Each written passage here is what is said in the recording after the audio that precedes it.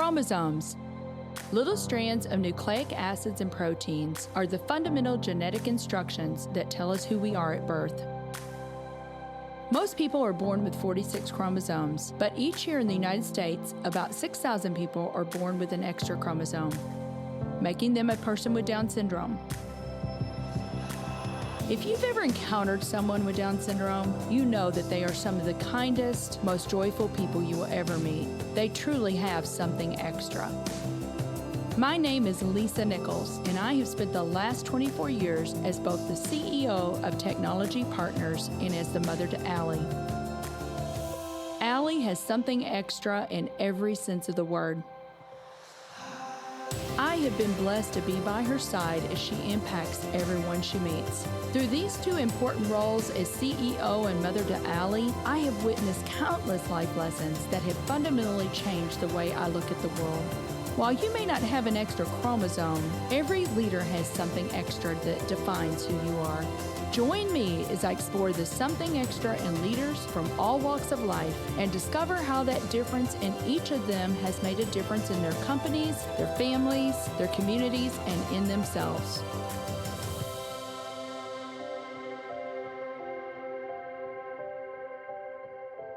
I'm excited to have Paris Forrest on the show today. Paris is the Information Technology and Data Analytics Director of Strategic Solutions at Boeing. Paris, I am so excited that you and I get to spend a little time together this morning, because every time we spend time together, I just come away, I'm a richer person. Me too. So happy to be here, Lisa. Thanks so much for having me. So you and I met. I always like to say how we met, because I want our listeners to understand you never know when a connection is going to turn into a friendship and that sort of thing. But I have to give a good shout out to our dear, dear friend that you and I both love, Dan Roberts. Absolutely. With Woolett and Associates. And he's like, Lisa, you need to know Paris. And we had lunch, and the rest is history, as they like to say. But you know, you've just done so many amazing things. So I want you just to take us back. What was your childhood like? So I happen to have had one of the most magical childhood experiences. I am the only child of an only child. And so I was the center of the universe from the day I managed to make my appearance, which was 6 weeks early, because I just couldn't wait to get here and start my journey. And from there, you know, I was really just encapsulated in this amazing love story with my mother and my grandmother, you know, kind of being the promise of things for them that they never thought would be. So I just had this really cool experience where I was raised with this concept that I was the blessing of their life. And that really set me on a path. I had an amazing schooling experience where I really was poured into, and they let me know that, you know, if I worked hard enough and if I wanted to do, I could be anything.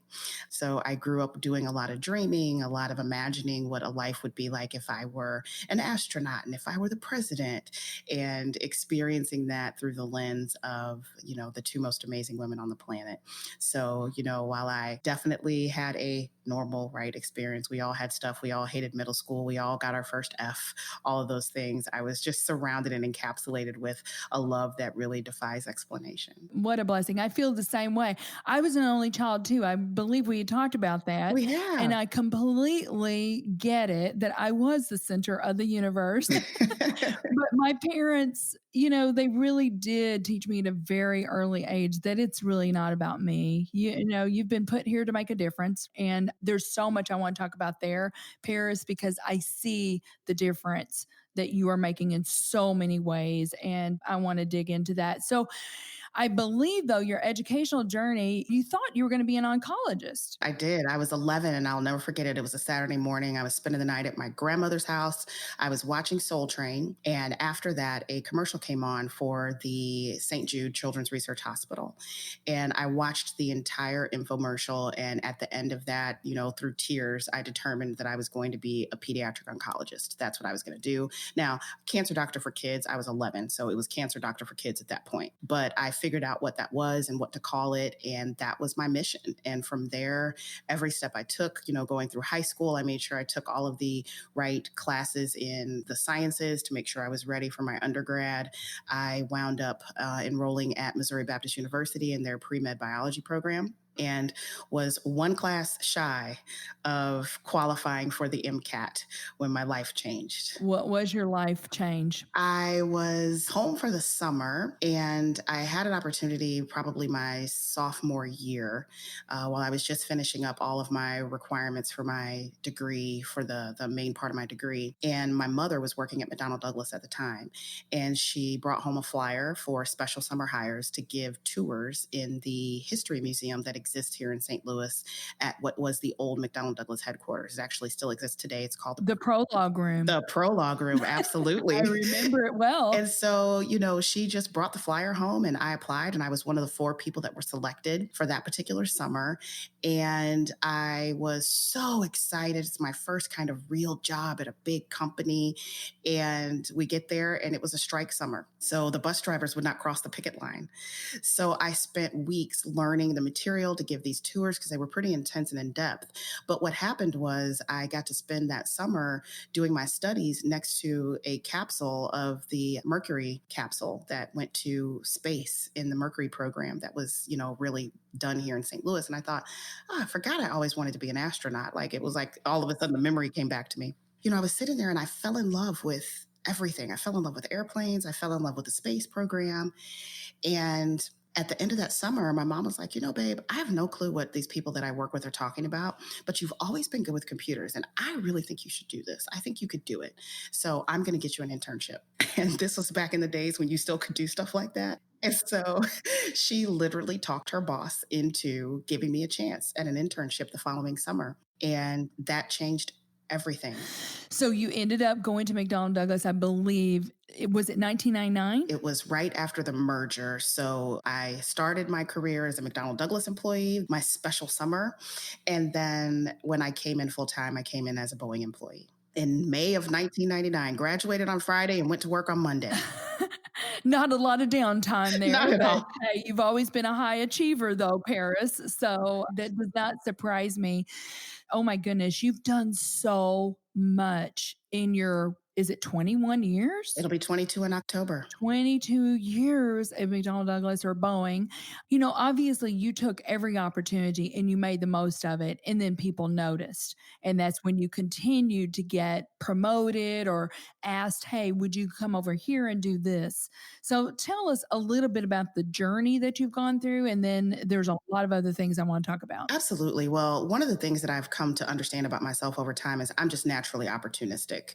And some of that just has to do with, I think, being an only child and being really curious and always asking a lot of questions. And that just came with me my first day into work. Now, I will say one of the things that I had as an advantage is my mother had been working in the group that I wound up going into since I was a sophomore in high school. So by the time that I got there as a college graduate, I had a pretty good built-in network. People knew me. So I didn't necessarily have to come in and claw from the absolute bottom. I leveraged the fact that there were already relationships built around me just to keep that sense of curiosity. I would show up at people's desk and ask them if I could just sit and watch them work. And as I became more comfortable and confident in my own abilities, because I didn't go to school to be a programmer, I showed up at work and they made me a programmer. And probably for the first 4 years, I cried every week because it was really hard. It felt like everyone around me was lapping me. But in reality, what was happening was I was going through the process of becoming trained from the inside. And there were so many people that took me under their wings. And as I would have problems, I wouldn't just go ask someone, how do I solve it? I would ask them to come help me solve it with me. I would say, these are the 6 steps that I took and now I'm stuck. And they would say, great, you did the right thing. Now I can help you unlock the rest of this. And I always sat and watched, whether it was someone solving a technical problem or one of our functional analysts looking at it from a business perspective. I sat, I watched them work, and then I added those tools to my toolbox so that the next time I could help solve a wide range of a problem, not just a very finite problem. So I just think that some of my natural curiosity, my love for solving really difficult problems and having strong challenges put me in a position where when people saw me taking initiative, they just wanted to keep adding things to my plate. And then it became about, how do I balance the fact that I'm overwhelmed? And do I let overwhelmed become a problem? Or do I figure out how to expand my capacity? And then when I can get used to it, then I know how much more I can take. So it was really a lot of balancing between frustration and figuring out how to take frustration and turn that into power. And then make sure that I just was managing relationships and talking to people and reaching out. And when I was bored, going to tell somebody. You'd be surprised how much the simple action of going to sit down at a lead architect's desk and say, "What's going on? I'm kind of bored." How that translated into amazing work opportunities. Right. I always say we can't read minds. So for somebody to come and say, "Hey, listen, I'm ready to take on more work. I'm ready for more responsibility." That's a really important lesson. Just having the courage. I mean, because I'm sure you had to muster courage all the time because it's like, "Well, I've never done this before. I don't even know what I'm doing right now." But having the courage and the belief in yourself, I just need to get more things in my tool belt. And some of it was courage, and some of it honestly was naivete. I don't think that I was one of those people that thought that it's bad if I go tell somebody that I'm bored. There are people that I've talked to, and I'm like, "Okay, well, you sound bored." And they're like, "Well, I am, but I don't want to say that because then someone's going to think I'm not working." When the reality is, you're kind of not because you don't have enough to do. You're not being challenged. And so a little bit of it was just an innocence that it didn't seem like it would be a bad thing for me to go say, "Hey, what you got? You need some help? Sure. I got some time." So how many jobs, how many lives have you had at Boeing? So, No. so what's very interesting is I'm one of those unicorns that spent a really long time in one organization. But in that one organization, I had every job from intern to senior manager, everything in between there, including program analyst, functional analyst, testing lead, team lead, release manager. So I probably had in that one time frame that I spent in that organization, I probably had 12 to 15 different roles that just changed in size and scope and complexity as I was willing to change with it. And then now that I've been in leadership, I've been in, I think, four distinct roles since I've been in leadership, which has been really awesome. Yeah. So that brings me to another point. At some juncture, because we really aren't taught how necessarily to be a leader, Yeah. but at some point you said, "You know what, I think I need to go back and get my MBA." So you went to WashU, right? Uh-huh, And I you have did. an executive MBA from WashU. And I think I read somewhere, which I did not know about you, that you even had the hopes of getting a doctorate. Oh, absolutely. So tell me what you're doing today. What is your role today before we take a quick break? So today I am the strategy and operations solutions leader for Boeing Information Technology and Data Analytics. My job is to provide strategic and operational solutions based on the needs of our senior leadership team and make sure that we can flow those solutions in a common way through our organization. It gives me an amazing opportunity to stretch into that brand new MBA. Shout out to MBA 49, one of the greatest class to graduate from WashU's Olin Business School, and also gives me the opportunity to marry up my love of technology to strategy and business execution because we are a technology team inside of a manufacturing company. And that means that we have to manage the business of technology in a meaningful way and how we execute that in terms of our overall enterprise. Well, I want to talk about women in business, but more importantly, is women in STEM. And there's something else that's interesting about you. I think you were the first Black woman to be on the executive team. Isn't that correct? Not the first, but from the organization that I grew up in, I was the first African American female to be promoted out of that organization into the executive ranks. So you kind of live in a little bit of a male dominated culture. Absolutely. A lot of it. A lot of it. Absolutely. I read a quote of yours, and I really would love for you to kind of unpack this. Forgive on purpose and trust on credit. So, one of the things that I've learned, especially in my journey in leadership, is that every single day you have to show up positioned, ready for whatever the challenge of the day is going to be. And that challenge, more days than not, is not your technological issues. It's not even your business issues. It's human issues. And human issues are caused by the fact that none of us show up with our robot intact. Now, we all put on a professional face and we put on our masks and all of those things, but all of the influences of the things we carry with our daily lives, they show up sometimes in our work. And in order for me to come to my job every day best positioned to do what it is that I'm called to do, I can't be harboring ill will in my heart or contempt towards anyone in my heart. And so I say every day, I have to forgive yesterday. I have to forgive on purpose. And I have to re-extend lines of trust to people who violate that trust, and they can violate it every day. Now, there comes a point where enough is enough, but most of the time, people don't intend to cause harm, hurt, or danger or anything. It's just an outcome of the realities that their human being is dealing with. And so, in order for me to show up with the empathy that I actually would like to have from other people, I live by the mantra you forgive on purpose and you trust on credit. And that trust is infinite. And when it's broken, you address it, and then you come back tomorrow in a new place of forgiveness with a full line of trust extended. Such great advice. Well, there's a lot more that I want to talk about, but we're going to take a quick break and we'll be right back with Paris Forrest. We at Technology Partners understand the difficulty to find work that is engaging, yields high pay, and facilitates a work-life balance. Over the past 25 years, we have enhanced the IT teams of over 244 client companies and placed more than 3,000 IT professionals with them on short-term or permanent basis. Our staff includes over 300 experienced IT professionals, so if you're looking to take the next step in your career, visit jobs.technologypartners.net, apply for a job, and one of our expert recruiters will be happy to connect with you. So, Paris, I want to continue this conversation about women in business, women in STEM, all of this. Yeah. And I was thinking about you last night as I was kind of preparing for my time with you today. And I know you recently got married. I did. You now have a blended family. You've got Jameson, who is the center of your universe, right? But you've got a blended family of 5 kids now. Ranging in ages from 26 to 10. It's hard to believe some days. I know. But then, you got this big job at Boeing. The things that you do in the community, I mean, seriously, you do so much, Paris. And I'm like reading all this and I'm thinking, I'm tired. I am tired just reading everything that she's doing. And this woman wants to go get her doctorate. I mean, just amazing. But, the balance is so important. How do you manage it all? So first things first, I fundamentally believe in integration.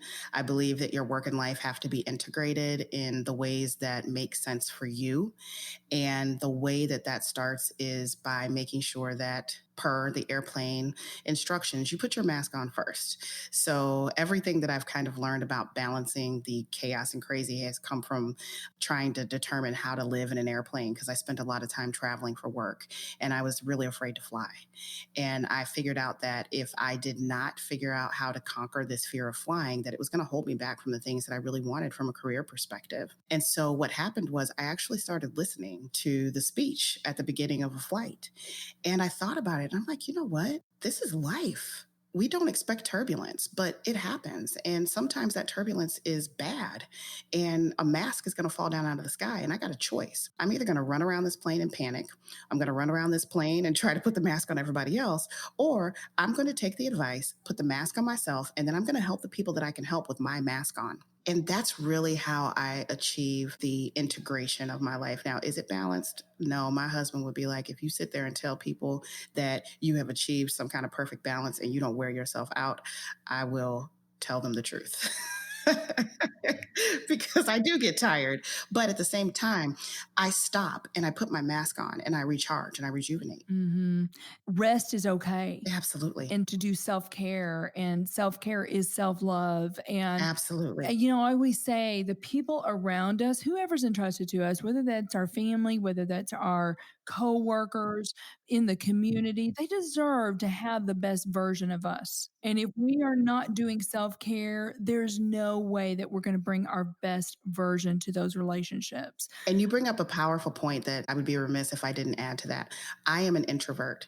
And every time I say that, people are like, what? But the reality is I am. And so part of that self-care means that I have to go into a cave by myself in the quiet and be done peopling, because if I don't, then I do not have the energy or the light that I need to bring to any situation, whether it be my home situation, whether it be a work situation, a community situation. If I don't pause and go sit in the quiet and do nothing and say nothing, then I'm not who I want to be when I have to be in those public spaces. Absolutely. Well, and I know you and we've talked about this a lot. You're also anchored by your faith. Absolutely. That plays into it too. And I always say you cannot pour out what you don't have. You cannot give what you don't have. And you've got to take that time to, like you said, to kind of go away, socially distance yourself, Yes, absolutely. and recharge and fill up your bucket so that you can go out and pour out. So, Paris, let's talk about this. You call it the critic in the corner. I call it the gremlins. Sometimes we sabotage ourselves. And you and I've talked about that a lot. And you grew up with a mom and a grandmother that gave you incredible love, incredible self-confidence. You can do anything, Paris. You can be anything. But you said that there was a certain point in your life in those teenage years where you kind of forgot that. Yeah. And it's been a journey to making the critic in the corner and the gremlins go sit down and be quiet, because it is the bells and the alarms that go off in our head when we are facing into something that is probably our greatest challenge and next big opportunity. We as women, we generally tend to not want to take those kinds of risks and chances unless we feel like we're absolutely ready.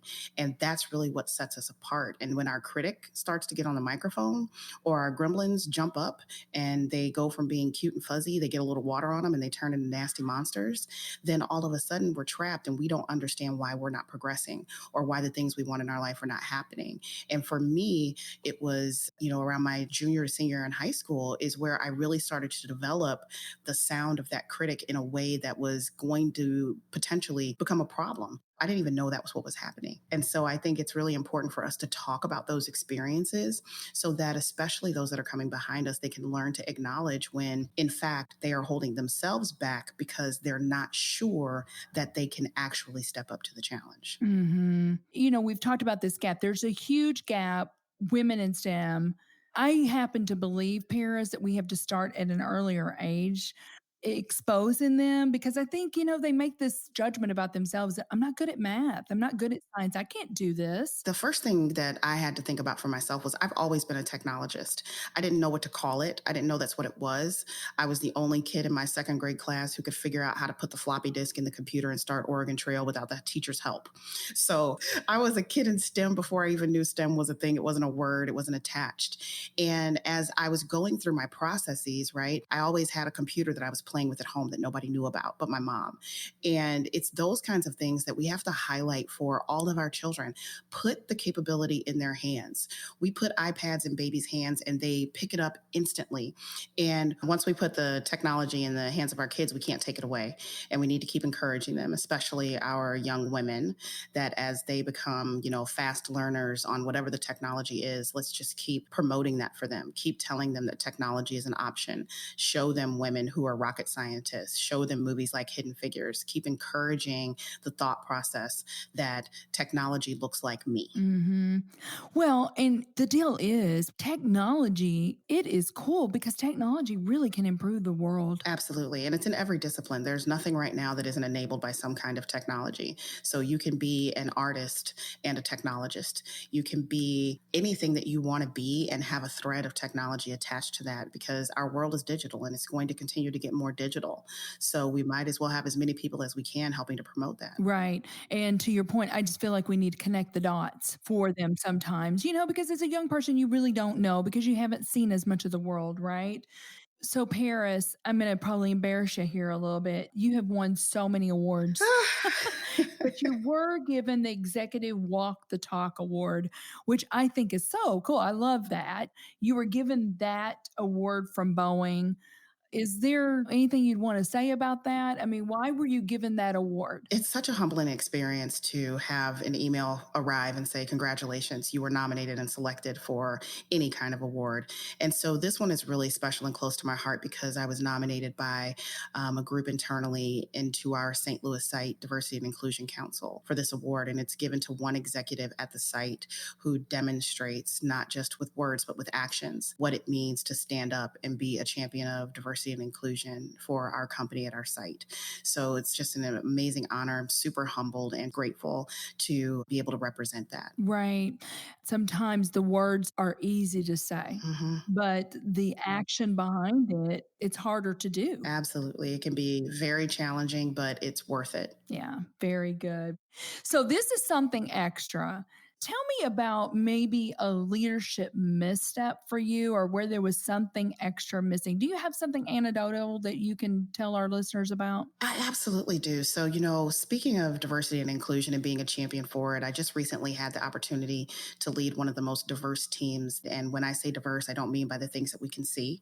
I mean in terms of location, religious orientation, sexual orientation, male, female, all of the things that you can imagine being into a team of 12 people I had. And my misstep was I was caught by the utopia and the promise of what diversity and inclusion can bring to the table, and really was not keenly aware that with that kind of diversity comes so much difference that you got to negotiate the differences. And as a leader, my misstep was I was really not adequately prepared for that kind of environment to set the stage for, listen, all of the disagreements that we are going to have actually are to our benefit. And so we have to disagree in the most meaningful ways. And we have to understand that everyone's intention is for us to succeed.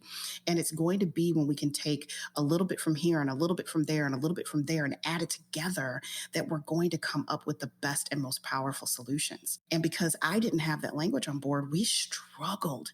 And I was like, wait a minute, this was supposed to be amazing. I've got everybody represented in most amazing ways.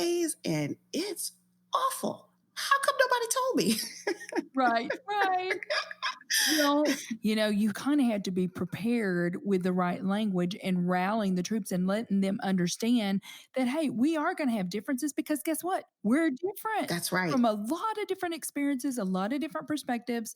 But it's the language around that. And it's not something to be feared. It's something to be Right. embraced. And let's take a little bit, like you said, a little bit from here, a little bit from there. And that's when you're going to have a better service, a better product. Absolutely. And once I had the epiphany and was able to bring that to our team as perspective, then all of a sudden the magic happened. And we went from, a space where we were really struggling to try to figure out our identity. And we kind of went from storming to forming to storming to forming. We never got to norming. We were able to make our way through, and we wound up doing something that was absolutely spectacular as a group. Very good. Well, what do you believe, Paris, this is something extra that every leader needs? Vulnerability. Especially in the times that we live in right now, in the world that we live in, it is not just important for the people who are in your span of leadership to be able to understand what you know or what you see or what you hear. They have to be able to relate in a real way to what you feel. And it's the hardest thing because as leaders, the expectation is that we bring a presence where we've kind of got it all together and we're, impervious to the things that are happening around us in the world. But honestly, the something extra that leaders, especially right now, have to have is a sense of vulnerability, because that will allow them to create the spaces that their teams need in order to feel accepted, supported, heard. There's a lot happening in the world all at once. And if your teams don't believe that you are living in that world with them, then they will retreat from you. Oh, that's such wonderful advice.